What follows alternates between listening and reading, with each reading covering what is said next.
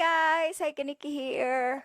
Welcome back to this channel. Ang super yellow natin. How are you guys? Nakaganyan ako kasi ang hirap eh.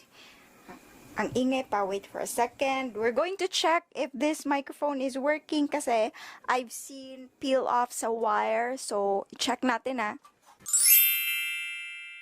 Take 2. Hi guys, Kaniki here. Welcome back to this channel. How are you? I miss you so much and I'm here right now making another product review. So today we're going to unbox, review, and test this product that is sent to us by Sodutack. Let me show to you. Mag-unbox tayo. So, Sodutack is a ST-60 portable USB microphone kit. I'm going to place the link on the description box so that you will be able to check them out. So, I got this from Lazada and they sent it to me. This product is suitable for singing, recording, live broadcasting, and other use scenarios.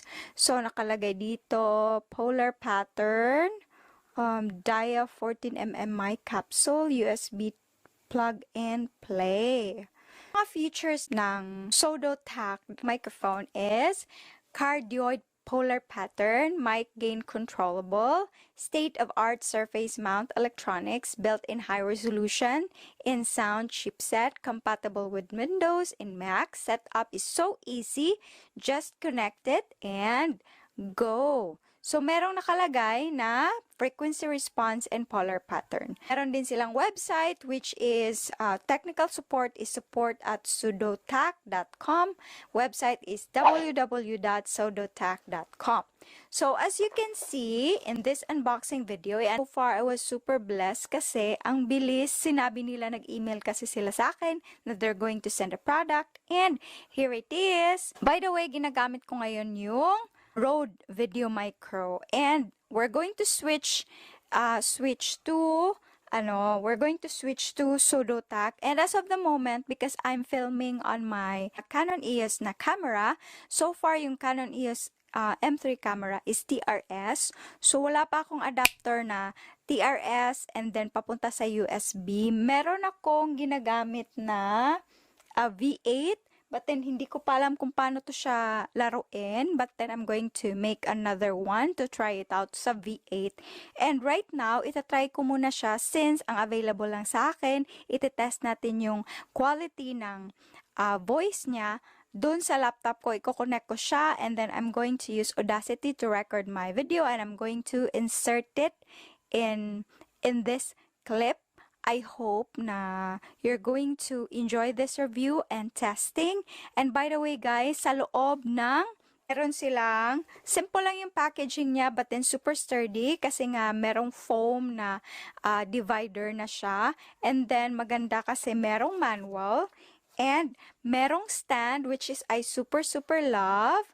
And the microphone itself, and then microphone holder, and the USB cable which is used to connect it to your laptop or sa computer nyo. Super hope na meron sana tong adapter na magagamit directly sa ating DSLR or different cameras. But then, sa mga cameras na merong TRS dyan, mostly cameras, DSLR cameras or mga Canon EOS cameras have this TRS. So, I suggest that you're going to buy TRS adapter going to USB female port. But then, as of now, wala nga ako and I'm super excited to share this to you. So, that's why I'm going to test it on my laptop using the Audacity to record the voice. So, we're going to record the sound rather. So, we're going to check. Switch na tayo, okay? Anyway, guys, before tayo mag-switch, ito na siya. Setup ko. Ito na.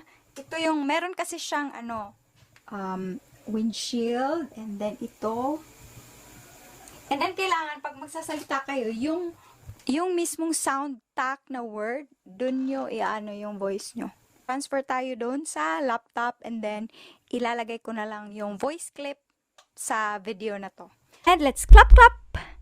Okay, it's right now I'm using the this microphone, ganon siya. Ito yung merong Sodutack.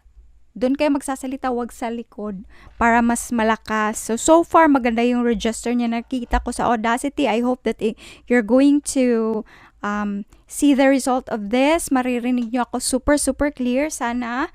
And I hope na noise cancelling din to, which is super good kasi maganda nga for singing, live. And I'm going to test this one sa live video, sa TikTok ko or sa YouTube ko. I'm going to test this out. Oh, oh. Set be your name. Next, we're going to bump the volume up to 100%. Good luck sa mga ears.